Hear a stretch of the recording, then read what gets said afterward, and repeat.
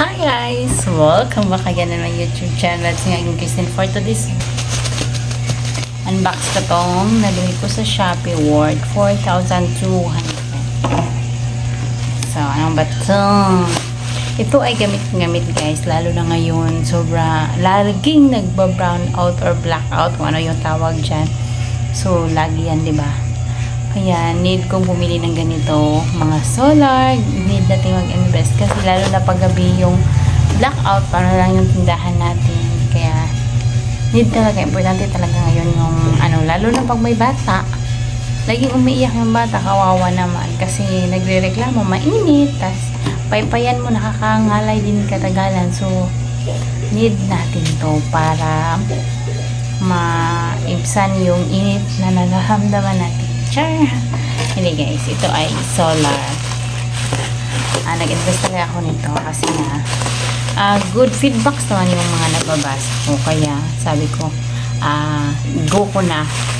Almost a year na din ako na tumingin-tingin dito kaso syempre mabigat-bigat siya or may puhunan talaga dito kung bibili ka. Kaya sabi ko, next time na lang pag nakaluwag-luwag na. And then, ngayon nga, nag-ipon-ipon. And then, hindi ako kasi na-force na talaga akong bumili guys. Kasi laging burnout. Morning, kagising mo lang, burnout na. Then, pag afternoon na naman, burnout na naman. Kaya yan, ang hirap din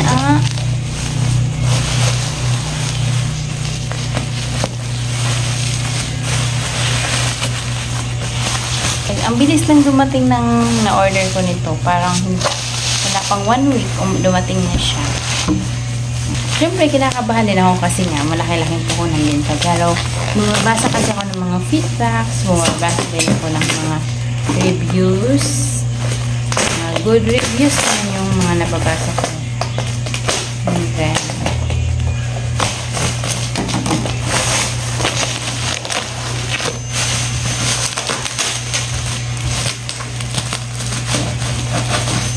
umalis pa kami kanina. Buti na lang, nandito lang si Papa. Sabi ko sa kanya, receive mo na lang yung parcel ko kasi nabayaran ko na yun. Ngayon, hindi na siya nahirapan.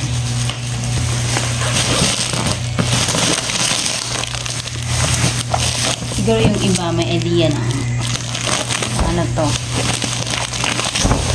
Kasi, ito ay nandito nag-appraisal.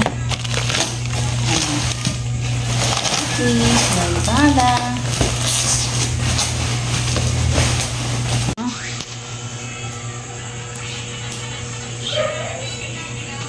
50 watts. Mabigat siya. Mabigat din to. Ayan. Ito yung panel niya. Ang laki. Nasa yung brown. Laki siya. 1, 2, 3. 3 yung haba niya. Ang lapad naman 1, 2, 3, 4 na ganito. Ayan. And then, next natin open itong carton niya. Portable. Pwedeng mag-charge dito ng mga kasi pag mag-blackout guys, gusto kong mag-wifi din. So, ito yung laman niya.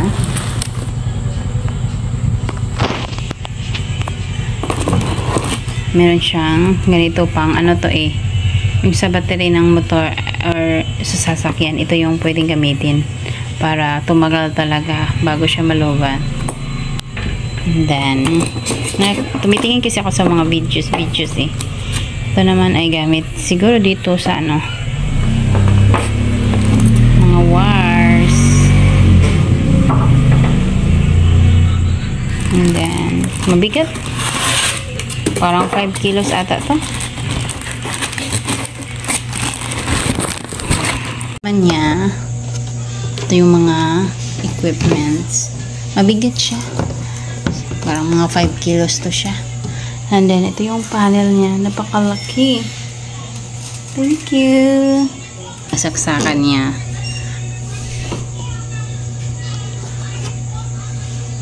Tatry natin.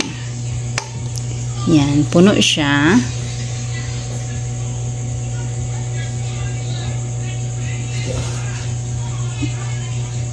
Pwede naman to isaksak sa ano. Para siyang ano eh.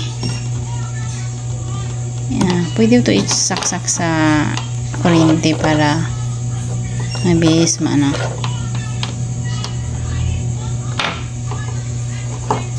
May ano din to eh, flashlight. Dito yung flashlight niya yan. Maliwanag naman. Switch off natin. Nag-charge naman siya. Niya gumana. Ayan. Charge. Kaso, ang bilis na kunan. Naka-charge ko lang. Unti na agad ng ano. At least natatry natin kung gumagana ba talaga. Ganda ng weather. Yung solar natin nandito sa baba. Kasi hindi siya aabot sa taas. Dito siya sa baba. Then, yung priority lang namin guys is ang wifi. Oh my God. Good talaga pala. Good investment din. Hi guys! Welcome back again to my YouTube channel. So, ganito rin ba yung nararanasan nyo? Laging nag-blackout. Laging mainit ang panahon. Kaya laging walang kuryente. So, parang rotating na yung blackout dito or brownout sa lahat ng lugar dito. Kasi nga, El Nino na or yung kaunti na lang yung tubig na nasusupply. Kaya, yung kuryente is need nilang i-adjust para masustain pa rin or para mabalance pa rin yung ano natin. So, yan nga. Ngayon, ay burnout. Pero, thankful tayo kasi nakabili nga ako ng yung solar na pang pwede kahit burnout, and then maganda din siya kasi malaki yung panel niya, pero hindi naman talaga abot ng 24 hours yun, mga 5 to 6 hours lang daw, pero at least makakatulong siya sa atin, lalo na sa business natin na ganito na meron tayong GCash, mga loading, yung GCash, yung mga payment, mga bills, yung mga ganyan. Kaya pag may burnout, diba, hindi tayo nakakapag-transact. Pero ngayon, meron na tayong nabiling solar na parang generator or anong tawag doon. Generator yung tawag doon sa iba. At laking tulong talaga yun, guys. First day kong gamitin siya ngayon kasi nung nakaraan siya dumating and then kahapon, chinarge ko muna siya whole day. At ngayon ay ginamit natin kasi kahapon hindi na burnout. At ngayon, burnout, maaga pa lang, burnout na. Kaya tahimik na yung kapaligiran. Pero okay lang kasi sabi ko nga sa isip ko, maganda din pala talaga siya. And then, good investment siya. May kamahalan kasi for 5 yan eh, 5.3, and then naka-discount ako ng 1,000 mahigit kasi may mga voucher, may mga ganyan tayong hinahanap, diba, or ginagamit. So, yan, naka-discount ako ng 1,000 mahigit. So, and then, ginamit ko din siya ng spillator para hindi mabigat or bantayan ko muna siya. So, bantayan ko muna siya. Kaya ginamit ko din yung spillator kasi nga mag-ano pa ako. Yung ganon. Kasi, syempre, mabigat din ako na. And then, yung spillator kasi is 1 month mo bago mo bayaran. Pero may interest siya kaunti. Umabot din siya ng 440. Marang 200 yung tubo niya. Pero okay na din yun. Kasi may na-discount din naman tayo na 1,000 higit. So, parang ano lang din yun. Binalik lang din na natin sa kanila. So, okay na din kasi 1 month mo bago mo bayaran. And then, parang makakaipon ka na naman ulit. And then, pagkatapos ko siyang bayaran, paano ko na naman kumuha ng isa. Kasi nga, yun is pang wifi namin yun. Para ma-maintain namin yung ano namin. And then, plano ko rin kumuha pa ng isa para pag yung piso wifi namin at yung bendo or yung piso na tubig hulugan, water bendo natin is ano pa rin kahit burnout. Laking tulong na din yan kahit burnout, nakakapag pa rin tayo sa customer natin. And then, okay din naman siya. Mahal-mahal pero at the end of the parang solar lang din yan. Ito solar ko. Parang lang din yan, yung ilaw ko na solar, diba?